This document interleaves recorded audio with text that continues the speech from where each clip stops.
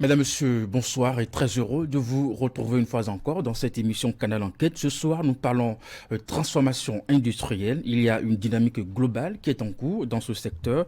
Nous avons jeté nos regards dans le fond de la marmite pour voir ce qui est transformé ou ce qui se transforme véritablement. Avec vous, ce soir, nous verrons comment le fer à béton est fabriqué. Nous verrons également la transformation du blé en farine de blé. Ils ne sont pas que étrangers, ces industries qui s'installent et transforment nos matières premières sur place. Des industries béninoises également sont dans la danse. C'est l'une d'elles d'ailleurs qui confectionne aujourd'hui les tenues de nos forces de défense et de sécurité. Industrie nouvelle, le Bénin sur les rails, c'est à suivre maintenant. Le temps pour moi de vous retrouver juste après avec mes invités. L'industrialisation du Bénin est une réalité aujourd'hui bien plus qu'hier. Avec des mécanismes plus incitatifs, le Bénin accueille et continue d'accueillir l'installation des entreprises d'envergure internationale. Le train de l'industrialisation est en marche et touche plusieurs secteurs. Avec la transformation des matières premières sur place, le Bénin s'est retrouvé en Afrique parmi les 37 États ayant progressé sur la voie de l'industrialisation. Industrie, le Bénin sur les rails. C'est dans ce numéro de Canal Enquête, nous sommes allés au cœur de la production de certaines entreprises où s'opère une transformation industrielle.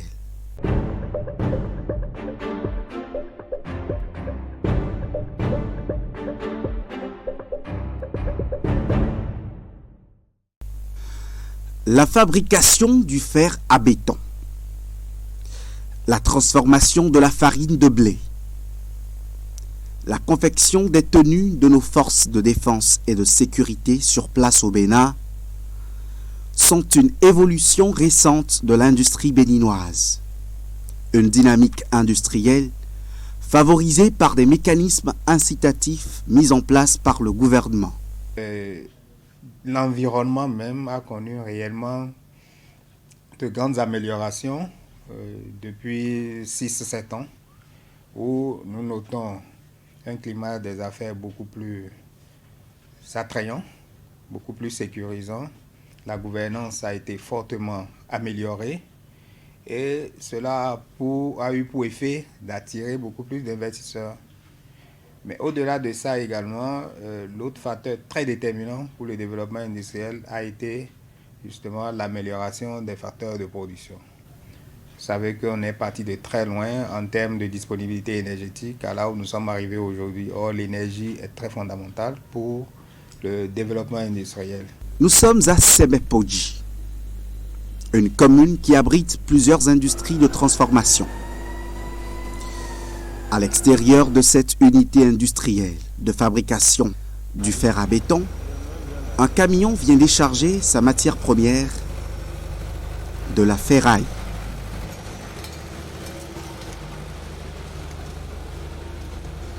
Ici, nous sommes à la zone où on reçoit la ferraille, où on stocke notre ferraille. Ça vient d'où? Donc la ferraille, elle vient de différentes zones dans le pays. Donc l'idée, c'est vraiment de pouvoir en avoir assez. Plus on en a et plus on peut faire du fer à béton de qualité ici. Donc ça c'est un des facteurs les plus importants, dont l'énergie bien sûr qui est déjà disponible. Maintenant on est à la phase démarrage de notre usine et donc on a besoin de ferraille en quantité. On peut prendre jusqu'à 200 à 300 tonnes jour, voilà, sans rupture bien sûr.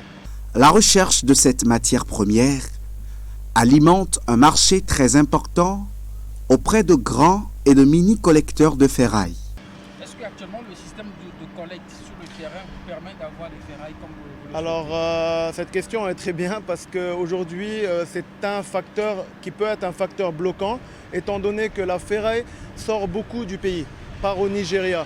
Pour produire du fer à béton qui n'est pas de normes internationales européennes là-bas en FE500, pour rentrer au Bénin et être vendu sur place. Donc ce n'est pas un intérêt pour le pays d'accepter de faire sortir la matière première. Une fois la ferraille disponible, c'est le début d'un long processus qui s'ensuit.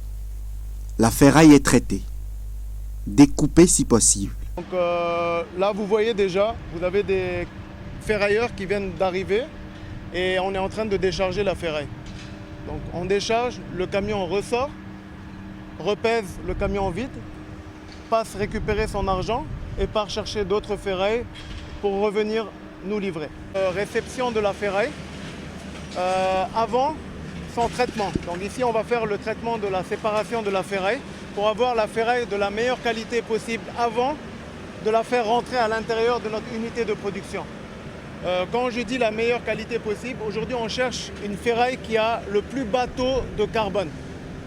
Donc voilà pourquoi on fait ce travail qui n'est pas évident avant de démarrer notre production. Donc là nous allons passer au cœur de l'activité, donc le four et le laboratoire, donc, qui contrôle donc la qualité du liquide ferreux. Donc c'est là que la production réelle commence. Donc c'est pour ça que je dis vraiment c'est le cœur de l'activité. À l'intérieur du four, les hommes dans leur combinaison de sécurité abattent un travail titanesque pour fondre la ferraille et obtenir un liquide ferreux.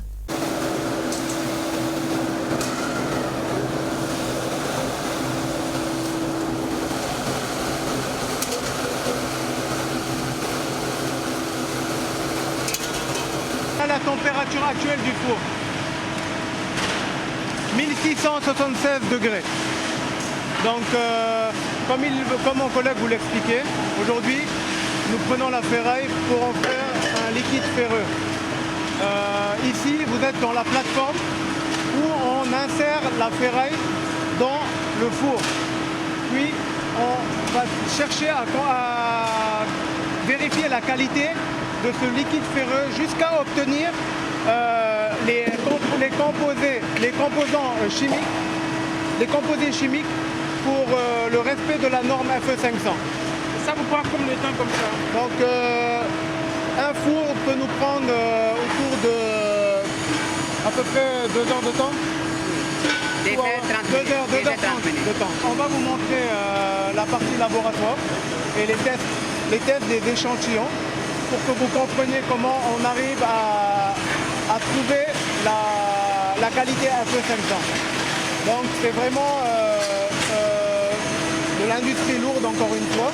À cette étape du processus, le laboratoire intervient. Des échantillons sont prélevés du liquide ferreux pour des tests.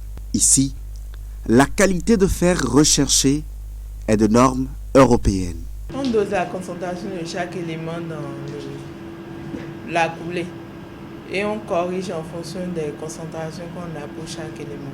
Donc on dose en l'occurrence le carbone, la silice, le manganèse, le phosphore, le soufre, le chrome, molybdène, nickel, entre autres. Mais les plus importantes sont le carbone, le manganèse, le phosphore et le soufre. La chaleur intense du four oblige les hommes à prendre un peu d'air.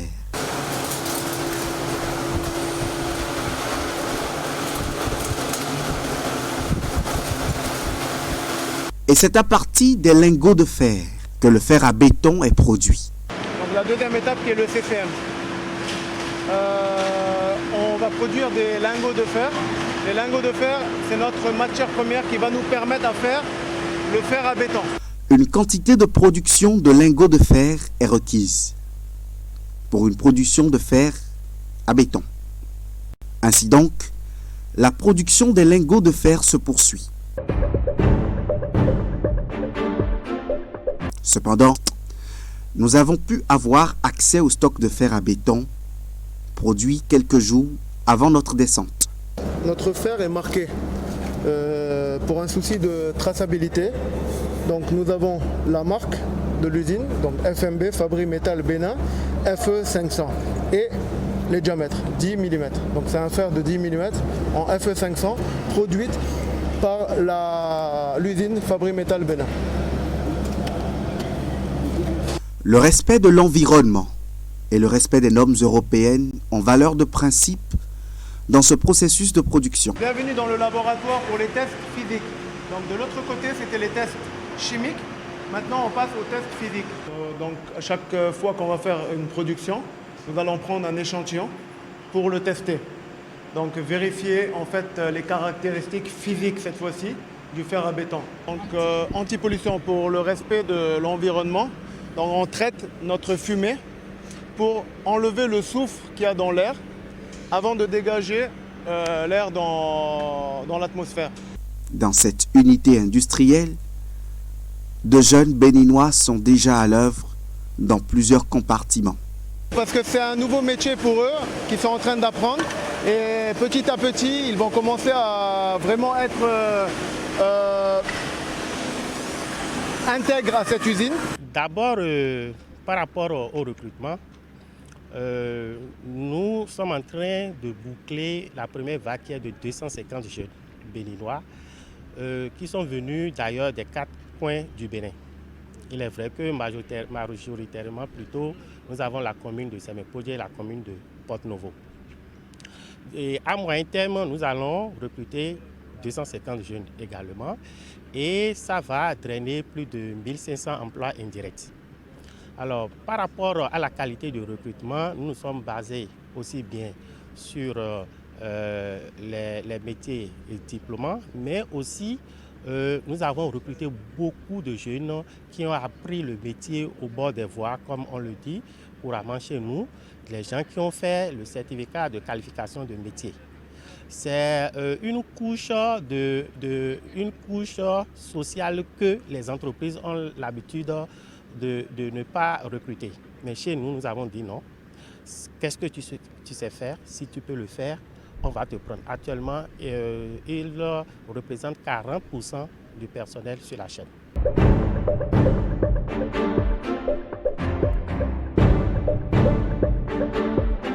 Je suis le responsable hygiène, sécurité et environnement. Je m'occupe de la sécurité et de la santé des travailleurs. Une fois que le responsable et le directeur des ressources humaines reçoit les nouveaux embauchés, ils passent à l'accueil HSE. L'accueil HSE, nous les expliquons tous les risques liés à leur poste de travail. Et à ces postes de travail, nous avons les équipements de protection individuelle que nous les donnons au fur et à mesure. Nous les expliquons, bien même qu'ils soient équipés, nous les accompagnons à leur poste de travail, nous les expliquons aussi les risques qui sont présents. Pour encourager cette dynamique industrielle, le gouvernement a fait l'option d'accompagner les promoteurs industriels. Aujourd'hui, on a vraiment vu l'accompagnement pour déjà avoir le terrain, la superficie nécessaire pour pouvoir construire cette usine, l'accompagnement pour comprendre est-ce qu'il y a de la disponibilité d'énergie, les projets dans le futur pour avoir encore plus d'énergie parce qu'aujourd'hui, nous ne voulons pas nous arrêter à ça. La production du fer à béton vient agrandir la liste des industries au Bénin. Le train de l'industrialisation est en marche et touche plusieurs secteurs. Nous avons rendez-vous dans une autre industrie, Africa Neo Confession. C'est une illustration parfaite de la grande vision du gouvernement. Denise et Jérémy sont deux jeunes que nous avons rencontrés dans cette industrie de textile. Ils sont en train de faire les coutures. Oui, ça, j'aime bien. J'aime ça. Oui, j'aime ça. Bon, nous sommes à l'aise, tout à l'aise. Tout va bien ici quand même. Je suis en train de faire poche. Merci beaucoup. De jeunes Béninois rompus à la tâche manipulent avec efficience ces machines de couture spécifiques.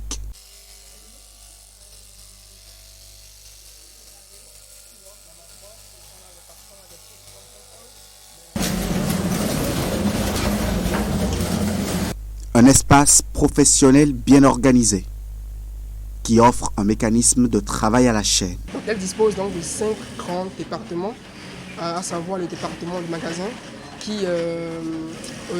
où sont stockés tous les tissus et accessoires qui sont utilisés pour les différentes commandes. Et à sa tête, nous avons un chef magasinier qui est chargé de retracer les différentes entrées et sorties. Ensuite, nous avons le département de l'échantillonnage où est réalisé le premier prototype qui servira ou qui subira d'approbation du client. Une fois qu'on a eu l'approbation du client, nous pouvons ensuite passer à la production massive. Après, nous pouvons passer à la production, au département de la coupe comme son nom l'indique, nous avons à ce niveau-là les différentes parties des pièces qui sont coupées, qui seront ensuite envoyées vers les différentes productions, vers le département de la production, qui est ce département où nous avons la production massive et on enchaîne une chaîne qui est bien établie avec l'appui de l'échantillonnage pour établir une chaîne bien équilibrée. Et enfin, nous avons le département de la finition qui est subdivisé en 3 sous-départements, à savoir le sous-département plutôt du contrôle final, le repassage et le packing. Africa New Confection a le mérite aujourd'hui de confectionner toutes les tenues de nos forces de défense et de sécurité. Un choix du gouvernement du président Patrice Talon. Nous profitons de ce canal pour saluer son Excellence, Monsieur le Président Patrice Talon, pour le dynamisme de son gouvernement sur le plan de l'industrialisation de l'économie de notre pays, ce qui se reflète déjà par cette mission qui nous a confiée dans nos pays. Cela représente un grand pas vers l'autosuffisance de notre pays, le Bénin. Et une fois encore, nous remercions Monsieur le Président de la République de cette confiance qu'il a placée en nous. Une mission qui a un impact positif sur la capacité de production de Africa New Confection et qui a généré de l'emploi pour des jeunes. Alors, en ce qui concerne la capacité de production d'Africa New Confection, il faut reconnaître qu'au jour d'aujourd'hui, et grâce à cette mission que nous avons eue, nous sommes passés de 25 opérateurs dus à la crise du Covid-19 à environ 124 opérateurs. Et donc, aujourd'hui, nous avons une capacité journalière de 400 unités de pièces.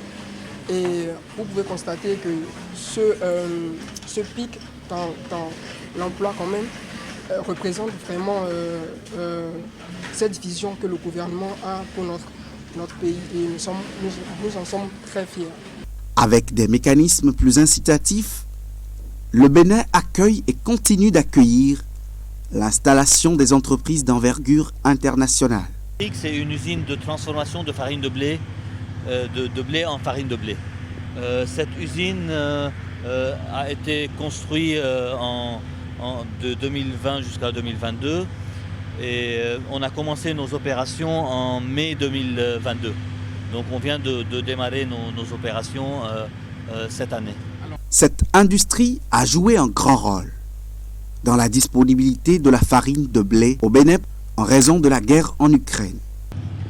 Quand la guerre a déclenché, on était dans une phase qui était un peu critique en termes de construction de cette usine, mais on a fait de notre mieux pour démarrer dans cette période. Donc on a démarré le 1er mai, mais on n'avait pas tout on va dire tous les trucs logistiques pour démarrer. Mais on a démarré quand même pour satisfaire le marché, parce qu'il y avait pénurie de farine de blé et on avait trop peur qu'il y aura du marché noir sur la farine. Donc on a essayé de notre mieux, on a ramené des équipes de la Turquie pour qu'on puisse démarrer les machines avec des meuniers de la Turquie autres que nos meuniers. La consommation locale c'est 100%. Jusqu'à l'instant, il y a un décret aussi que la farine, vu qu'il y a une crise mondiale, la farine produite au Bénin reste au Bénin. Le blé, c'est la matière première indispensable au processus de production. On a 4 silos de 5000 tonnes chacun de blé. Donc notre matière première, c'est le blé. Et on importe ça de la Russie, de l'Ukraine, on peut importer ça aussi du Canada, de tous les pays qui cultivent le blé, qui est utilisé pour faire la farine au Bénin. On n'a pas un camion qui charge, mais on va faire un petit test pour que vous voyez le cycle, comment la farine comment on fait le packing. Mais on va commencer avec un cycle normal, comment le grain de blé, il rentre dans les grands silos qu'on vient de voir, les 20 000 tonnes de silos, comment il va passer dans tout le chemin pour être farine de blé. Toutes les machines sont venues de la Turquie, mais toute l'installation était avec une équipe béninoise, avec des superviseurs turcs. Donc toute cette usine a été bâtie avec notre équipe. Tout part du choix du blé entreposé dans des silos. Le blé est ensuite introduit dans un mécanisme de transformation qui est visible depuis une salle informatique. Là, on va expliquer toutes les étapes et puis on va les voir en physique.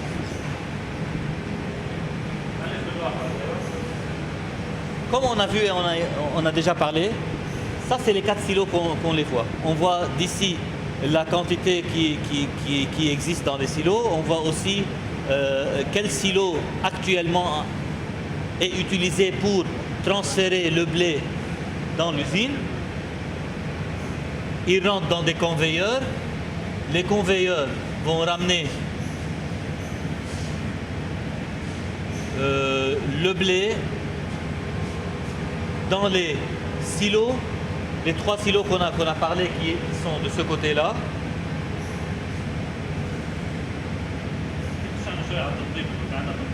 Oui, et aussi on a un processus de nettoyage, un processus qui est un peu étalé sur les 5 étages. Le processus de nettoyage, c'est les machines, ils choisissent. Est-ce que c'est un grain de blé ou c'est pas un grain de blé? Est-ce que c'est un truc qui n'est pas à la forme du grain de blé? Elle le met à part. Tous les pierres, tous les fers, tout ce qui n'est pas blé. Même la poussière qui n'est pas blé, les machines, ils vont savoir c'est quoi ça, et ils vont étaler ça à part et ils vont laisser le blé pour que le blé qui rentre dans ces silos-là est un blé nettoyé et parfait, pour qu'on puisse l'utiliser pour faire la farine de blé.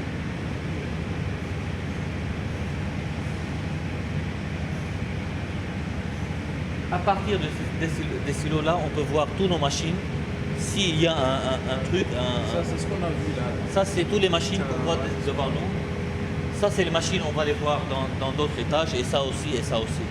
Mais comme je vous ai dit, c'est un processus qui est étalé en hauteur à la place en largeur. Donc tout le processus, c'est le blé qui monte. Au 5e, il descend au 1er, et puis il remonte au 5e, puis il redescend au 1er. Si vous voyez tous les tuyaux, si vous voyez ces tuyaux-là, vous voyez qu'il y a le blé la farine qui monte et qui redescend. C'est un système pneumatique.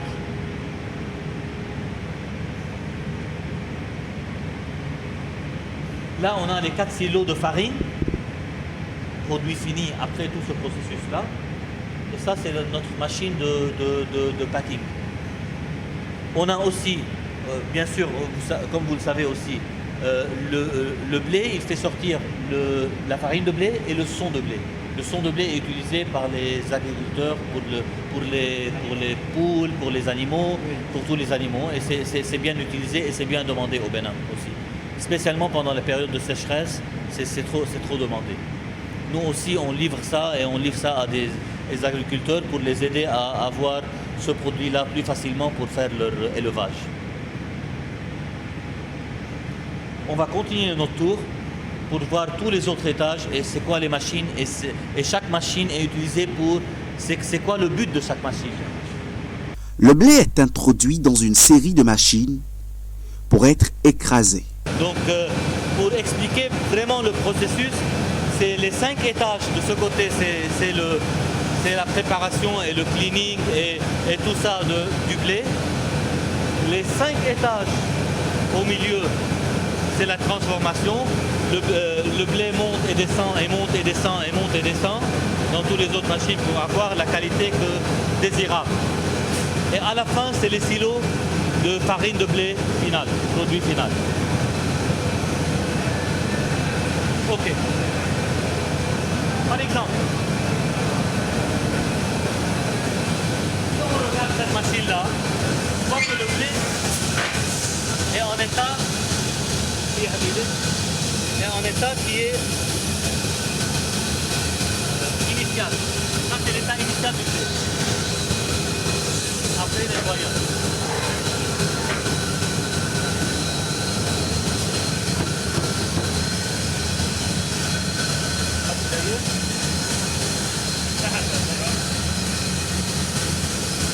Regardez comment ça fait au premier tour.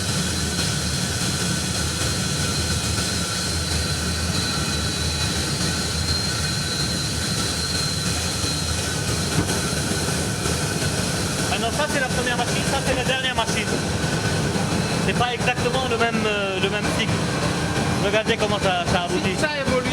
Un système pneumatique assure tout le mécanisme de transformation sans aucune intervention humaine.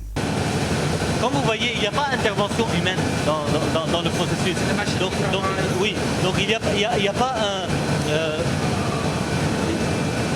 en tant qu'hygiène et en tant que transformation de blé, il n'y a pas d'intervention humaine qui peut contaminer le blé, la farine qui sort. À cette étape de la transformation, le blé qui a déjà la forme d'une farine est tamisé. Ça, c'est les machines, les plants sifters. Les plants sifters, dans chaque porte, il y a 26, le truc de tamisage, comment on appelle ça tamis. Le tamis. 26 tamis dans chaque porte. Dedans. Oui, dedans. Je ne peux pas ouvrir. Et vous voyez, et ça, c'est pour avoir, oui, chaque taille qui n'est pas, elle ressort dans un autre truc pour avoir le produit fini. Personne ne touche. Le mécanisme prend soin de mettre de côté tout ce qui est déchet et impropre à la consommation avant l'ajout des additifs et des vitamines. On ajoute les additifs et les vitamines. Donc aussi, il faut ajouter des additifs et des vitamines pour avoir la farine qui est enrichie en tous ces produits-là. Zinc, fer, B12, vitamine B12 et les minéraux. Donc tout ça, ça se passe à ce niveau-là. La dernière étape du processus est l'emballage de la farine de blé. Et pour s'assurer de la qualité de la farine produite, l'usine dispose d'un laboratoire. Et nous faisons 4 principales analyses. C'est la cendre, le falling number, le gluten et la granulométrie. Bon, tout ça, c'est pour être sûr de la qualité de la farine qui sort. L'usine emploie déjà des jeunes béninois qu'elle a formés aux différents métiers qu'on rencontre dans le processus de transformation du blé en farine de blé. Pourquoi ce sont des jeunes? Parce que c'est des jeunes qui ont assisté à construire l'usine avec les équipes, les superviseurs qui sont venus de la Turquie pour installer cette usine. Aussi, ils ont eu des formations avec nos meuniers et on a choisi chacun dans sa position. Mais en même temps, il y a des emplois indirects.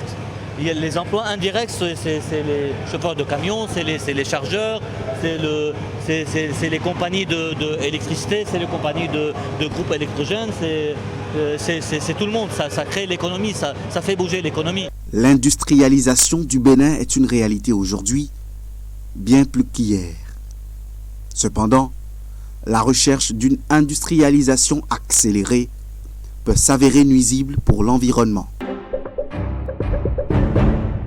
Ces images sont celles d'une industrie chinoise installée à Semakpoji. L'usine laisse échapper une importante quantité de fumée dans la nature. La scène est tout simplement déplorable.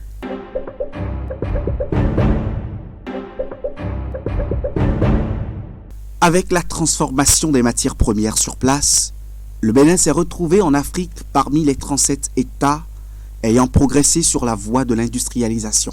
La création de la zone économique spéciale de Golo-Djigbezé, allant de l'approvisionnement en matières premières, à la transformation des ressources et à l'exportation des produits finis, à elle seule déjà, est le symbole d'une révolution industrielle.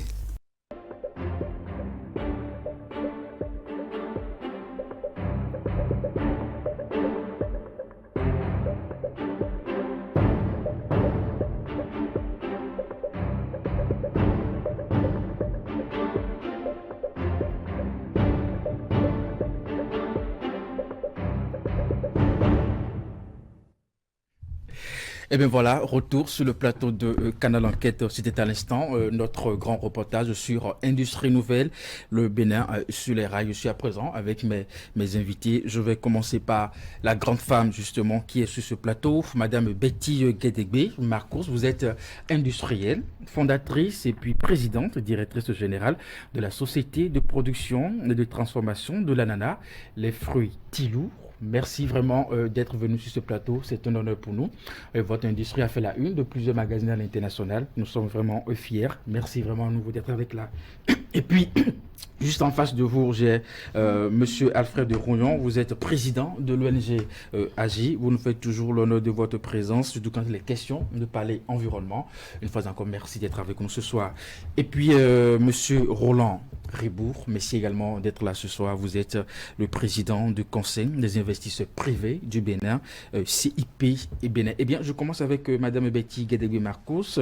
Je le disais tantôt, vous êtes industrielle, fondatrice et présidente, directrice générale de la société de production, de transformation de l'ananas, les fruits et Tilou. Comment êtes-vous arrivé à la transformation de l'ananas?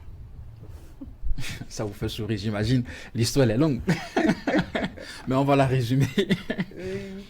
Merci beaucoup. Et cette entreprise est née en 2000. C'est ça. C'est une entreprise familiale. Ah, ok, d'accord. Et elle a commencé par de la production de l'ananas. Ok. Et cette production-là allait en exportation en frais vers l'Union européenne.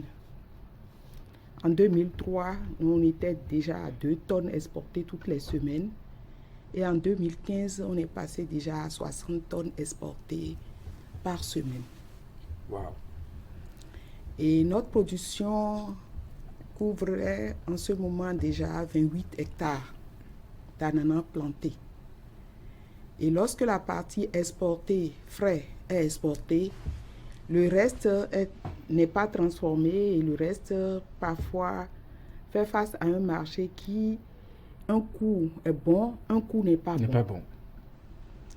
Et nous avions décidé en 2008 de créer une petite unité de transformation de jus. Ok. Et c'est une unité artisanale de transformation de jus.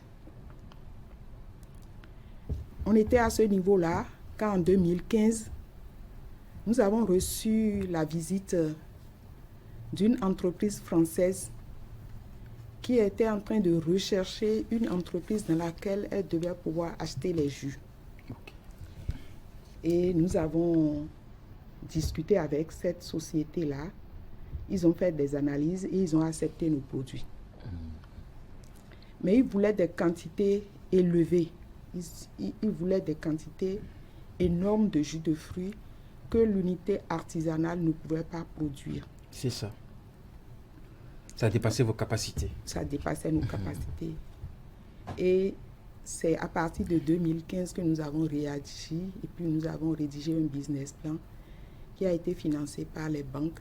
Et en 2016, nous avons commencé la production industrielle de jus de fruits de l'ananas vers un marché français. Alors, la production industrielle, cela suppose qu'entre-temps, vous avez changé votre unité de production. Il y a eu des machines certainement plus modernes. Oui.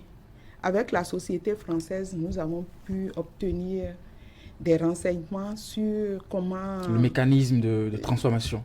Non, sur les machines qui devaient nous servir okay. à pouvoir produire en grande quantité comme on le souhaitait. C'est ça. Et on a constitué quand même une société à part. Les fruits Tiou, c'est la société mère, mais nous avons constitué une société qui s'appelle les jus Tiou SA. Okay. Et cette société a pris des actionnaires du Bénin et des actionnaires d'ailleurs. Et ça nous a permis d'avoir des compétences d'ailleurs aussi qui nous ont quand même aidés à installer notre industrie. D'accord. Alors, je sais que sur ce plateau, vous êtes mieux placé pour nous parler de l'ananas, qui est la matière première. Il y a un débat sur que l'ananas qui est produit à l'international n'est pas de bonne qualité. Oh. Non, on ne peut pas dire que l'ananas du Bénin est de l'ananas de mauvaise qualité. D'accord. L'ananas du Bénin est de l'ananas de très bonne qualité. Et on a 2 types d'ananas au Bénin. On a le Cayenne lisse et on a le pain de sucre.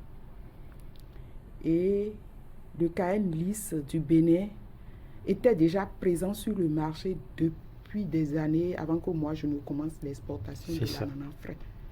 C'est dans les années 2005 que l'ananas du Bénin, pain de sucre, a commencé par aller massivement sur le marché international.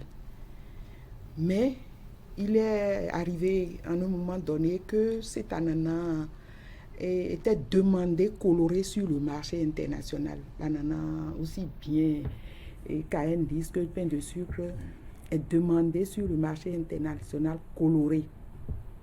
Pour avoir cette coloration, il faut utiliser un produit qui est un produit chimique qui vieillit la peau de l'ananas et qui la rend orangée. Ok. Et dans cette manipulation-là, on a commencé par utiliser des doses élevées de ce produit-là. Et ça a fait que la coloration sur le marché est très bonne, mais les résidus de ces produits-là restent dans le fruit. C'est pas bon pour la santé. C'est pas bon pour la santé. Et en 2016, on a fait une autosuspension de l'exportation de l'ananas frais sur le marché pour régulariser la dose d'étéphon qu'il faut pour l'exportation vers les pays qui nous les demandaient. Et avec le temps, il y a eu beaucoup de travaux qui ont labellisé les fruits. On est même allé jusqu'à une indication géographique protégée du pain de sucre. Donc aujourd'hui, le pain de sucre n'est plus un produit quelconque, c'est un produit qui est un produit de marque et qui est protégé. Donc moi je pense que l'ananas du Bénin est véritablement un fruit qui est désiré et qui est de très bonne qualité. Alors aujourd'hui, est-ce que la production aujourd'hui vous permet d'avoir des garanties, n'est-ce pas, pour pouvoir faire votre transformation? La production de l'ananas, la capacité de production du Bénin. Oui, la capacité de production de l'ananas, et nous avons quand même travaillé à construire cette capacité pour notre usine. Parce qu'on a compris que la matière première, c'est le souci des industriels, tout à l'heure dans l'élément, pour ce qui est de la ferraille, l'inquiétude du directeur que nous avons rencontré, c'est la matière première qui quitte le pays pour aller ailleurs. Et ça ne les arrange pas. Bon, vous avez ce souci aussi dans votre secteur? Bon, on n'a pas encore ce souci-là. Parce que l'ananas du Bénin, il y en a beaucoup. Mais nous, on a d'abord constitué une coopérative de producteurs d'ananas. D'accord. Et c'est un réseau de producteurs qui fait environ 1600 producteurs. Et ces producteurs-là sont formés et nous avons mis en place ce système-là déjà quelques années avant. Au passage, je voudrais dire que la première société qui voulait nous acheter l'ananas, voulait nous l'acheter en jus d'ananas biologique. Et cette coopérative était la seule à avoir eu cette certification-là. Et on avait avec eux une garantie que la matière première que nous avons est certifiée biologique. Et cette certification, ils l'avaient déjà eue sur 5 ans. Donc, si la certification est obtenue pendant plusieurs années, c'est qu'ils ont quand même une bonne pratique dans le domaine et nous sommes allés vers eux. Et ils font partie même des actionnaires des JTU, et ils sont nos partenaires aujourd'hui.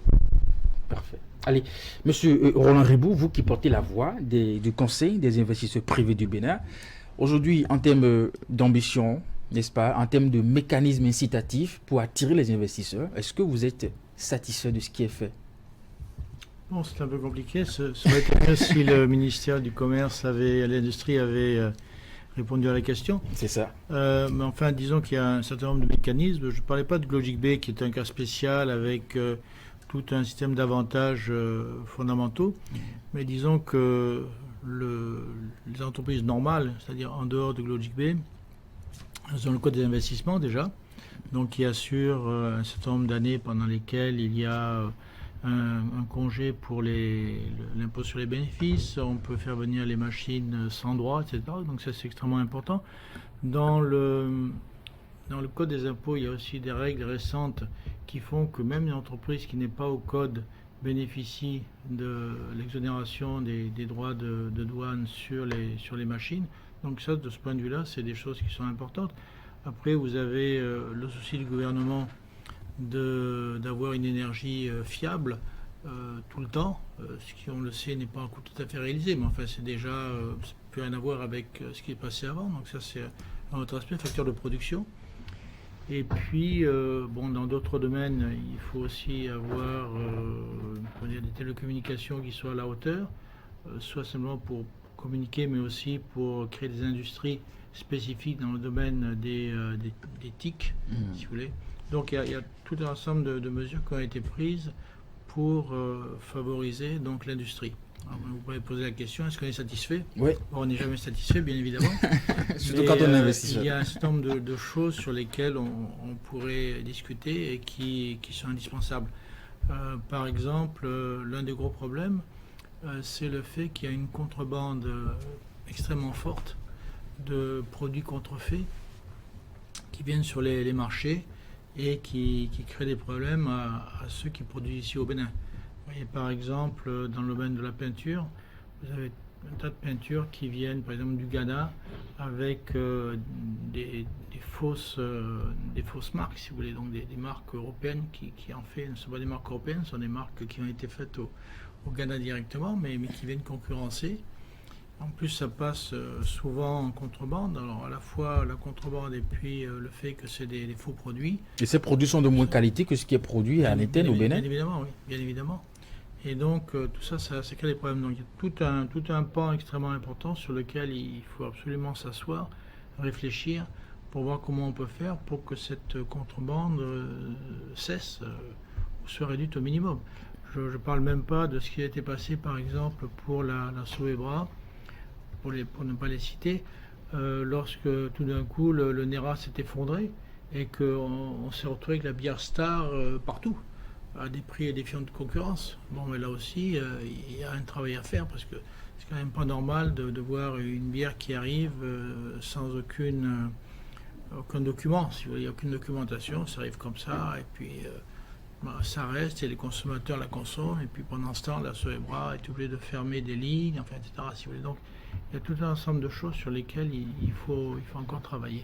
Mais déjà, comment on peut contrôler ce système, justement, pour empêcher l'entrée de ces produits de moins qualité, n'est-ce pas, pour permettre à la production locale de prospérer? Je ne veux pas dire que c'est pas facile. À ma connaissance, il va y avoir 700 douaniers pour... Au niveau des frontières, donc il y a encore un travail à faire. Donc c'est un gros travail. Après, peut-être je suis naïf, mais je pense que finalement, ces produits arrivent dans un magasin où tout le monde peut les acheter. Bon, on peut imaginer des inspecteurs du gouvernement qui viendraient et puis poser des questions bêtes. Par exemple, où est votre facture? Ça vient de l'étranger, c'est des douaniers comment, etc. Donc, comment c'est rentré sur le territoire? Donc il y a quand même des possibilités. Je pense qu'il faudrait une mobilisation de la part des autorités, aussi un ministère du Commerce que douane, impôts, pour faire en sorte que ces choses-là se réduisent. Oui. Alors, est-ce que, comme on dit, du côté de la disponibilité des matières premières, vous avez encore des inquiétudes? Écoutez, sur toutes les matières premières, il y a forcément des inquiétudes. Vous voyez, par exemple, on veut transformer le soja. Le soja a tendance à partir. Donc, il faut à ce moment-là mettre des droits importants. Pourquoi il y a cet appétit, n'est-ce pas, à ce que soit les produits de moins qualité rentrent sur le territoire ou que les matières premières... Pour les matières premières, vous avez des explications qui sont relativement simples. Si vous avez par exemple un territoire comme le Nigeria, où finalement les coûts de main-d'œuvre sont relativement faibles, où la pression fiscale n'est pas importante, finalement, vous transposez là-bas aussi bien la banane, par exemple, que du soja, et vous le transformez à moins de coûts qu'ici au Bénin, où le pays est très structuré avec des impôts qui frappent les gens qui sont dans le formel, si vous voulez.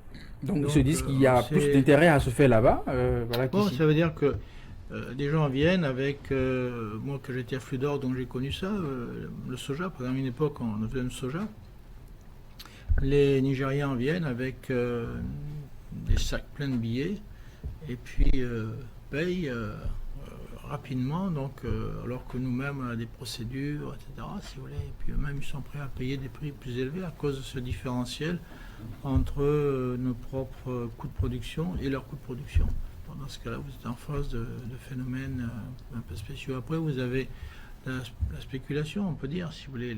Les prix peuvent flamber à l'étranger, alors que par contre, vous avez besoin de prix relativement stables.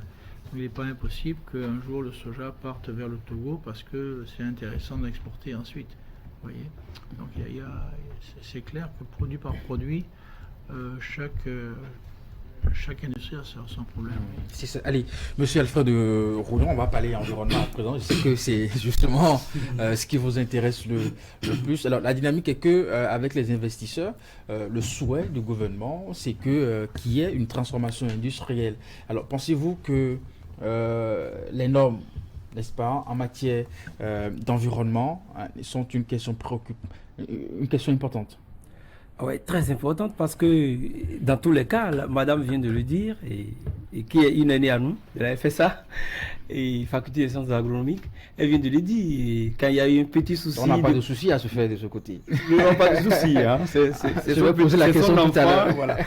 Vous allez remarquer que tout de suite, quand il y a eu un problème quand elle parlait des types d'ananas sur le marché, et que d'autres voulaient les avoir un peu orangés, il y a eu un problème d'utilisation de matières premières et il y a eu d'autres problèmes qui s'en ont suivi. Donc l'environnement est très important et ça affecte aussi bien la qualité du produit, et après on a beaucoup de dégâts environnementaux qu'on ne peut pas tout de suite planifier sur le champ dès que l'activité commence.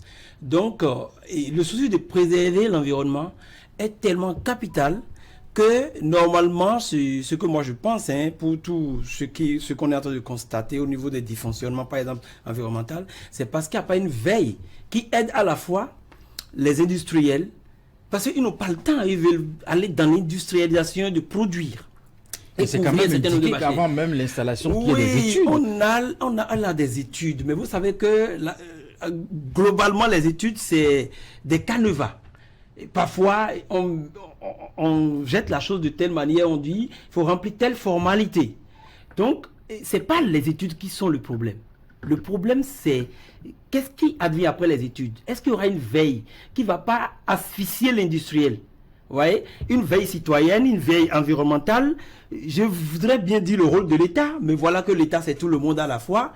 Mais quand même, il faut que l'État accompagne à un niveau où ça n'asphyxie pas l'industriel, parce que suivre si ce que je suis en train de faire est bien, alors que je sais que ce que je suis en train de faire est bien, ne pourra pas me permettre, je n'aurai pas le temps de vraiment livrer les choses comme il le faut. Du coup, il faut une veille. Dans l'élément qui a été diffusé, nous avons pris des images d'une industrie, n'est-ce pas, de transformation, et qui, à chaque production, n'est-ce pas, laisse échapper une quantité importante de fumée dans la nature, sans traiter. Et ça, c'est au quotidien. On nous a fait la confidence que plusieurs fois, l'industrie en question a été rappelée à l'ordre, mais bon, malgré ça, ça se poursuit. Et c'est exactement ça. Justement, il y a jusqu'à côté, vous avez, il y a des cultures, jusqu'à côté. Oui, vous voyez, hygiène, qualité, tout ça existe. Et les études de faisabilité, les EIS sont faits. Mais, vous voyez, ceux-là, ils ont respecté toutes les procédures quand vous allez rentrer dans les documents. C'est la veille. Et l'État doit mettre en place un certain nombre de dispositifs. Bon, je vais parler de l'ABE, tout ça, ça existe. Mais pour accompagner ces genres d'activités et veiller à ce que les normes environnementales soient respectées, il faut une veille indépendante qui est un peu plus contrôlée par l'État, qui est présente pour remettre les gens au pas. Parce que... Oui, comment est-ce qu'il faut des sanctions, des amendes, les sanctions avec l'autre système qui... L'administration un peu quand même, c'est un peu lourd. Les sanctions, c'est pas tout de suite ce que moi je pense. Je pense que déjà, monter des systèmes intégrés, industrie concernée, plus une structure d'État ou bien une structure de l'environnement, qui veille, qui anticipe sur les choses, qui comprend déjà. Vous voyez, tout à l'heure, on est en train de parler de...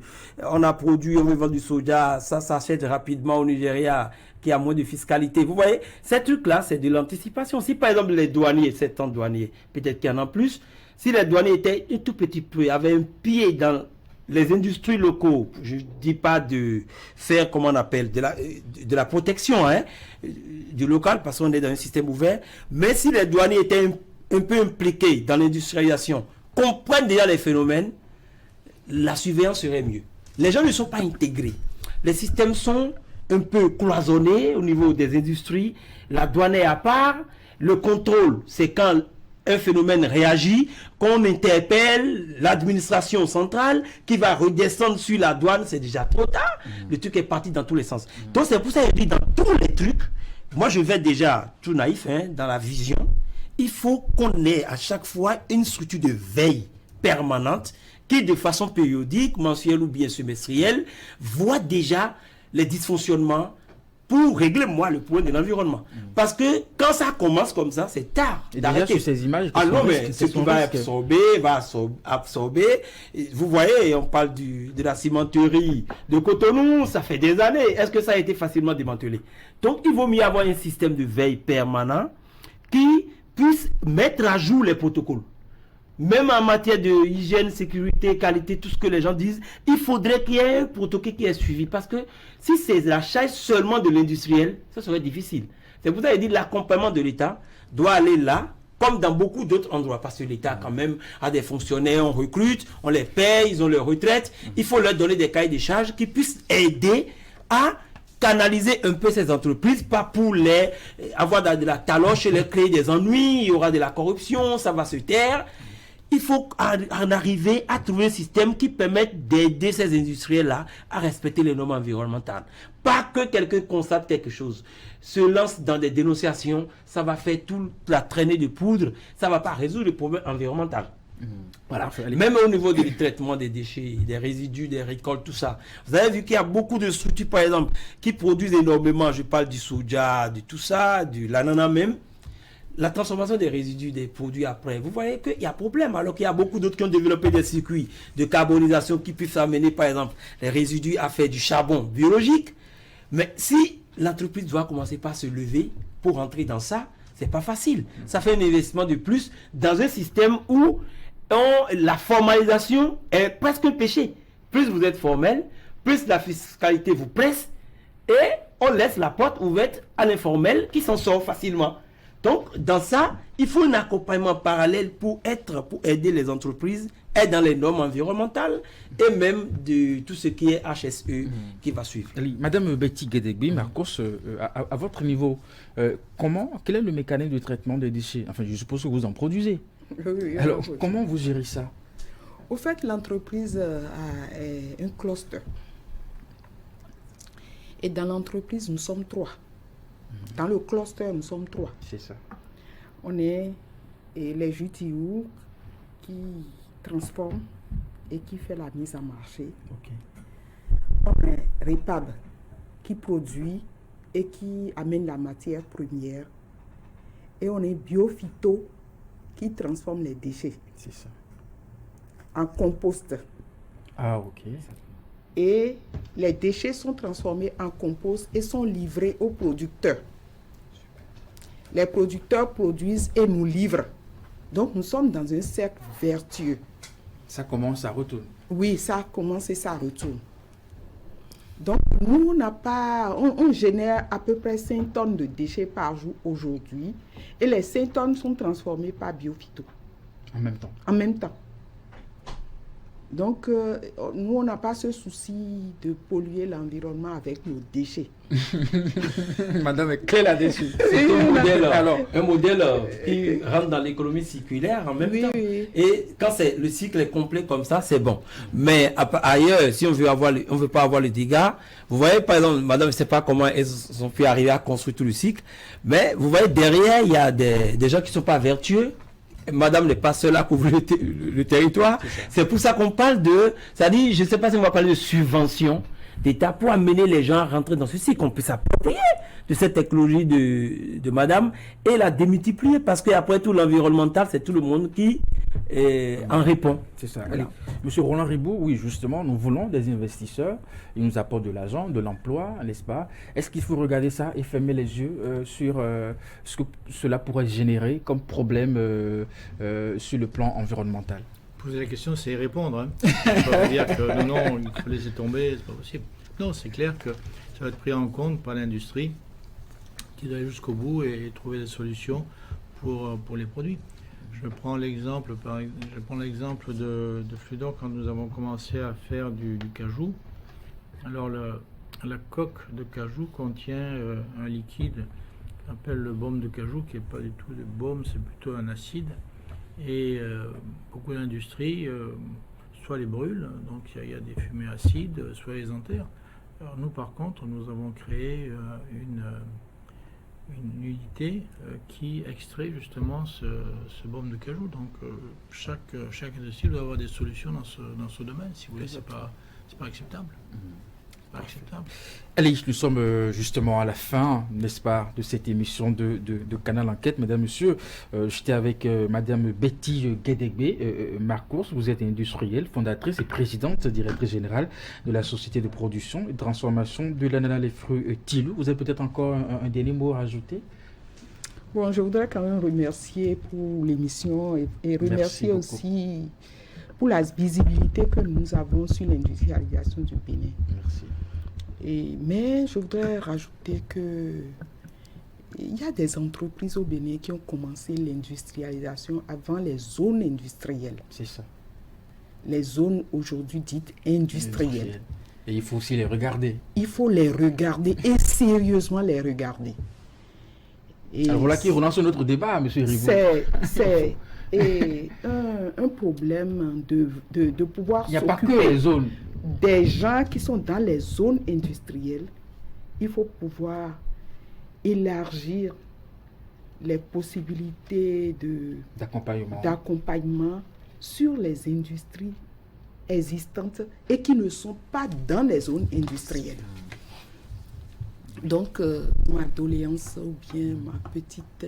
Mais déjà, vous, dans votre expérience, est-ce que vous avez bénéficié d'un mécanisme du gouvernement en termes d'accompagnement? Bon, le mécanisme d'accompagnement, on a quand même des facilités du gouvernement aujourd'hui dans l'accompagnement des entreprises de façon générale. Générale, d'accord. Mais ce que je dis, c'est dans l'industrialisation. Lorsqu'on parle aujourd'hui de l'industrialisation, on a le regard tourné un peu vers la zone de Glodjibé. Et aujourd'hui, vous nous avez montré ce que les gens font. En tout cas, c'est comme la jeune fille qui est très courtisée aujourd'hui. Voilà, dans la zone de Sémé également. Mais moi, je voudrais bien que les facilités, par exemple, au niveau énergétique, si le prix de l'énergie est bas au niveau de la zone de Glodjibé, il faut que les autres industriels puissent bénéficier de ce prix bas de l'énergie et que ça ne soit pas que dans ces zones-là qu'on favorise des gens et qu'on les assiste et qu'on les met beaucoup plus en visibilité que des entreprises du Bénin qui certainement ont commencé et qui étaient là avant. Monsieur Ribois, c'était même mot à ajouter par rapport à cette observation? C'est clair. Tout d'abord, il faut être clair. Toute industrie, c'est une zone industrielle, par définition, petite ou grosse. Quand ils sont allés à un endroit, on leur a dit, vous mettez ici, et par définition, c'était une zone industrielle. Vous avez parlé de Simbénin, qui est à Ganri, c'est une zone industrielle, c'est à l'origine. Hein. Exactement. Donc, ça, c'est la première chose. La deuxième chose, c'est que tout le monde ne peut pas aller à Glodjibé. Parce que, pourquoi allez-vous à Glodjibé? Il y a un avantage, c'est d'avoir une énergie pas chère. Un inconvénient, c'est de payer assez cher le loyer. Donc, chacun doit faire son calcul et c'est pas complètement obligé qu'il faille aller là. D'autre part, c'est pas non plus dans l'intérêt de l'État de tout concentrer dans cette zone-là, puisqu'on ne va pas laisser le reste du pays en désert industriel. Il faut aussi s'installer ailleurs, monter par à coup, etc., si vous voulez. Donc, ce que dit madame est parfaitement juste. Et d'ailleurs, c'est une chose que je souhaitais ajouter, c'est que l'État doit faire les sacrifices. C'est-à-dire qu'on fait payer un certain prix pour l'électricité pour tout le monde, d'accord, mais l'industrie qui est là, elle devrait avoir un tarif tout à fait spécial, quitte à ce que vous n'avez pas de subvention. Oui, subvention. Il faut que le prix de l'énergie soit un prix agréable de façon à ce qu'on puisse attirer des industries. Sinon, si vous payez un prix qui est au-delà du possible, vous allez décourager les gens et ceux qui sont là ne viendront pas. Ensuite, puisqu'on y est, je pense que ce qu'il faudrait idéalement, c'est, ça je crois que Madame Marcos a souligné aussi, c'est que finalement ceux qui sont déjà là, ce sont les ambassadeurs ou pas de ceux qui vont venir. Si finalement les gens se plaignent parce qu'il n'y a pas ceci, il n'y a pas cela en dehors de Glodjibé qui, je répète, est un endroit où il faut aller après avoir bien réfléchi, avec d'énormes avantages, mais ce n'est pas pour tout le monde. Il faut avoir une taille, enfin, etc. Si vous voulez. Pour les autres, il faut que ce soit plus intéressant. Le problème également, j'y reviens, que j'ai abordé, sur la qualité des produits. Nos produits sont bons. Les produits béninois sont bons. Pourquoi? Parce que on le fait pas par plaisir, c'est parce qu'il y a un contrôle qui est assez étroit. S'il n'y a pas un contrôle sur les produits qui rentrent, c'est pas bon. Il y a une industrie qui n'est d'ailleurs même pas au CIPB, mais je la défends quand même. Ils font du concentré de tomates. Leurs concurrents, c'est des produits chinois qui ne contiennent pas de tomates dans leur concentré. Donc comment est-ce possible encore aujourd'hui qu'on laisse les béninois s'empoisonner d'une part, ça c'est le consommateur, et aussi le producteur ne pas pouvoir produire en pleine capacité. Moi, si vous voulez, idéalement, ce qu'il faudrait, c'est qu'il y ait pour chaque industrie un dialogue permanent avec l'État et que l'État soit incisif et dise, bon, vous couvrez 30% du marché. Comment on fait pour couvrir 100% du marché?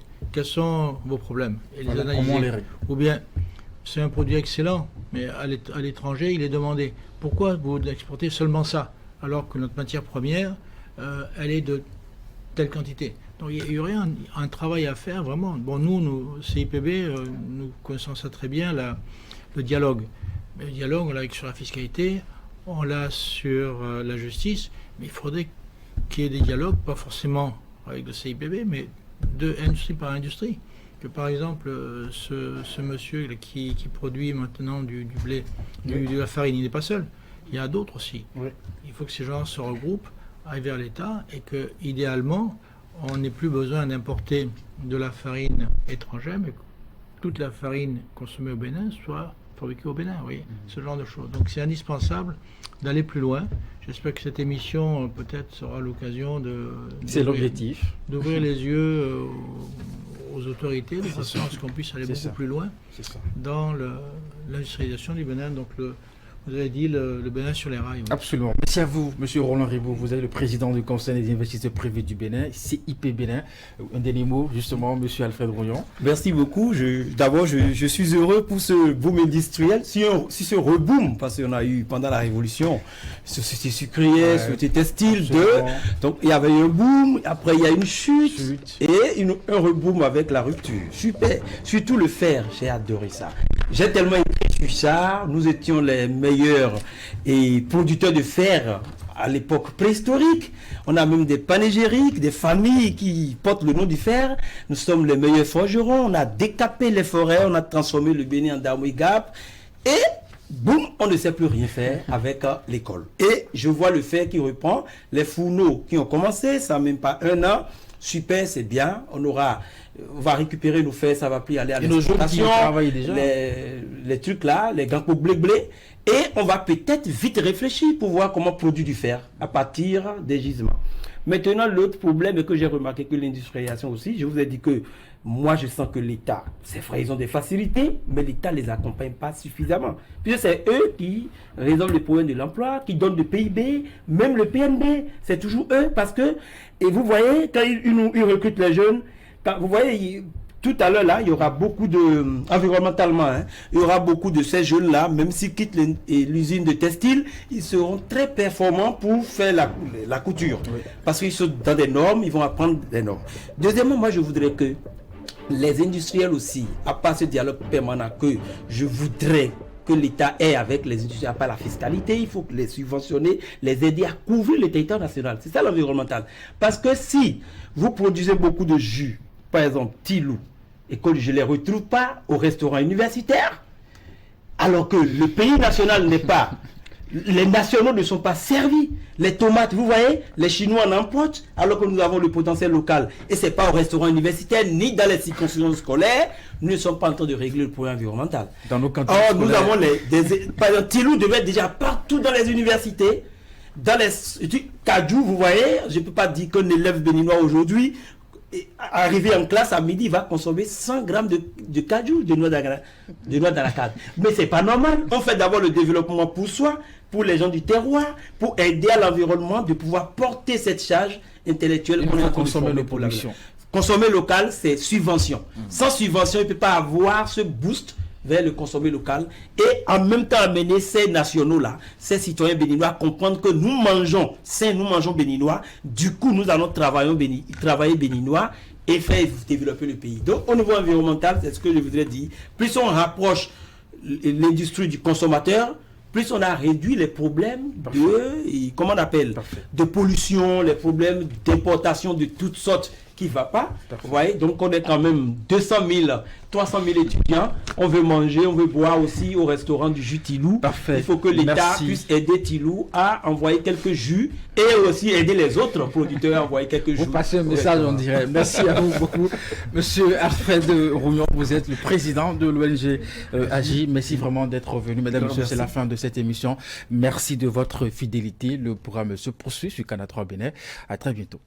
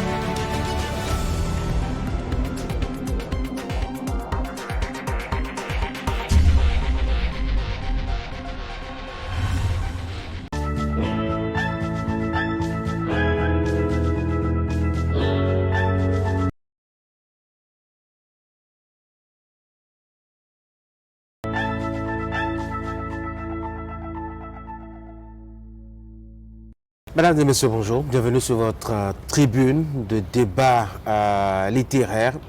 C'est un rendez-vous hebdomadaire, comme vous le connaissez. Ça se passe tous les samedis à partir de 11h sur Canal 3 Bénin. Nous sommes au rendez-vous. Aujourd'hui, on va parler de théâtre avec un grand acteur du monde de la littérature au Bénin, un grand chroniqueur de cet espace-là, sur le plan national, l'homme qui a tenu quand même un rendez-vous mensuel pendant 10 ans et qui a reçu de grands invités sur sa tribune. Je vais parler de Robert Asdé, qui est devenu auteur avec Les Amours litigieuses et La Sentence des hommes en noir. C'est donc deux pièces de